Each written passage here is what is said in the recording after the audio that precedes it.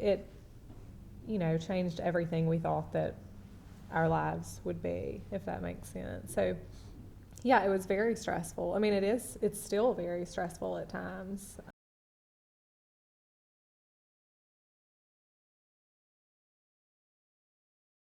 And I met at summer camp. He was in my cabin. I was his camp counselor. He and my wife, who was not my wife at the time, had known each other. They'd gone to church together.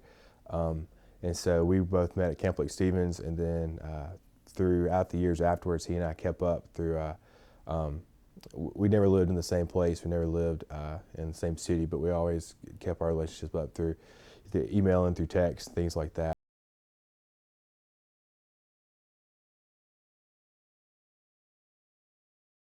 We had the first service at the Powerhouse, and were there for the first 2 years until last summer, so the summer of 2009. We had a chance to move into the AMP movie theater for about 3 months, and during that time we really enjoyed being there, and grew meeting in the movie theater, and then the movie theater went out of business suddenly, and we had to move out, unfortunately, and move back into the Powerhouse for a while we took some time looking around. We loved being in the AMP, and then one day we were just hanging out at home, and we got a call that we had to move all of our stuff out that day. We didn't have anywhere to meet on Sunday, so yeah.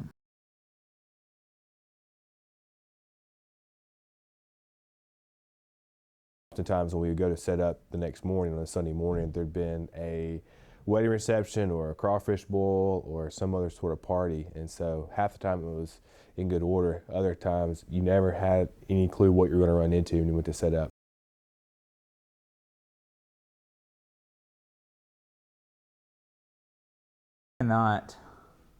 I struggle at times to convey just the enormity of what Sarah has done behind the scenes for the church. There really is no way for me to tell it in an interview, and really there's no way for me to express to the church everything that she's done. She sees the stress that I'm under oftentimes.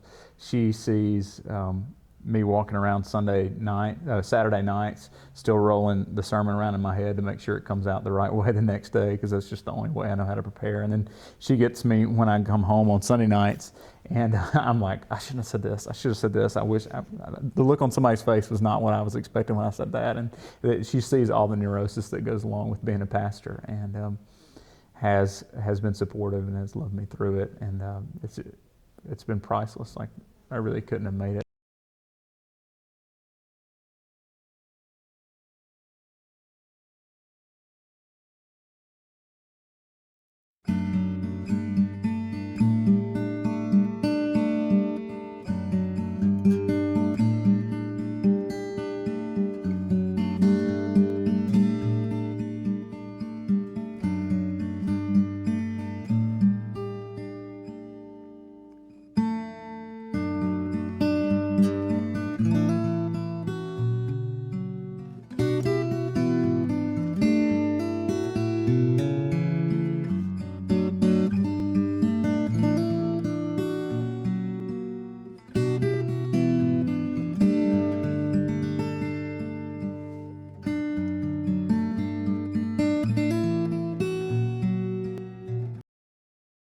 This year has been great because we finally found a church home, a building that we can be in, but while that has edified us as a church body, it has also forced us in a lot of ways to look to the inside and to focus on ourselves, which has not been a horrible thing. But if we don't begin to turn our eyes and look outward to the city that's around us and to Oxford and some of the needs that are here, then I think that what God has begun here will begin to stumble some. We've got to begin to turn things kind of inside out.